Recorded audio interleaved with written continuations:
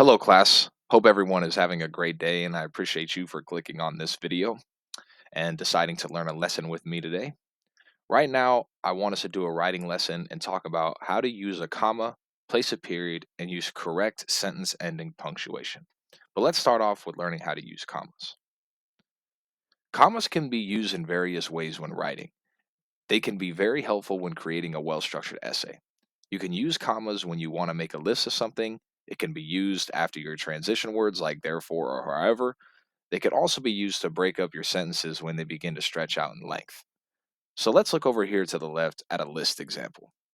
When I get to the store today, I have to pick up eggs, milk, butter, and cake mix in order to make the cake for Grandpa's birthday. In this particular sentence, there are multiple things being listed that this person wants to buy from the store. When you have a sentence like this, you got to put commas after everything that is going to end up being on that list. It just helps break up the words so that you're not reading it like eggs, milk, butter, and cake mix. It's eggs, milk, butter, cake mix. The commas just help put a pause in between. It separates it and makes the sentence flow better. At the transition example here, vanilla is usually the flavor most people enjoy. However, chocolate is grandpa's favorite, so I'm going to make that. This transition word right here needs a comma after because it has to indicate that it's a transition from the previous sentence. And it also, like I mentioned with the last sentence, putting that comma in between gives a good pause and helps the flow. Let's look at this last one over here where we're using a sentence breakup example.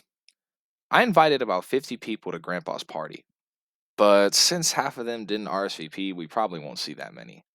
You notice how I took that pause in between? It helped make this long sentence just sound a little bit better by kind of just slowing down and getting everything you want to say to flow correctly when you're either reading it or when you're speaking it out loud, like I just did. Let's continue and talk about period placement. Periods are placed at the ends of sentences. Without periods, long paragraphs would be difficult to read since there would be no break in between these sentences. They can also be used with initials and abbreviations. So let's look at this example over here. Today I went to the sporting goods store and there was a basketball on sale, but I didn't have enough money for it. The next time I go to the store, I'm going to make sure I bring plenty of cash. This right here would be very lengthy if you did not separate it with a period here in order to indicate that it is two sentences. If I was to read this whole thing without stopping in between, it would become a run on sentence. And teachers and professors do not want to see run on sentences. So make sure that when you have a situation like this, you are putting periods in between to separate them. And then right here, you can just see that my name, whatever the words are, and then put the period in between in order to abbreviate things, like you see in the United States of America and the Central Intelligence Agency. Now let's do our last lesson on sentence ending punctuation. There are certain punctuation marks that go at the ends of sentences to give you a sense of what the tone of the sentence is, such as when you put an exclamation mark at the end of a sentence to indicate yelling or excitement. Also, when you put a question mark at the end of a sentence to show that it is a question. So let's look at this exclamation mark example to the left here. My name is Ethan Roswell, and by the end of the summer, I will be the #1 billiards player in all of California. The reason I read it that way is because it has an exclamation mark at the end, indicating that this person is excited or yelling about what they're exclaiming.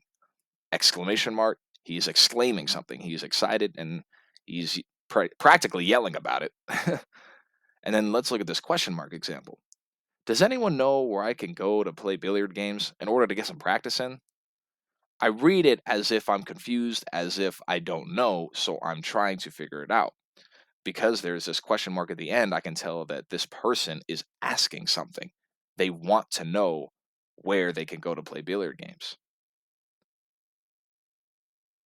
I appreciate you all for watching this video. If you can all do me a favor and complete this short worksheet I have before you come into class tomorrow, I want you to tell me whether these sentences are punctuated correctly or not.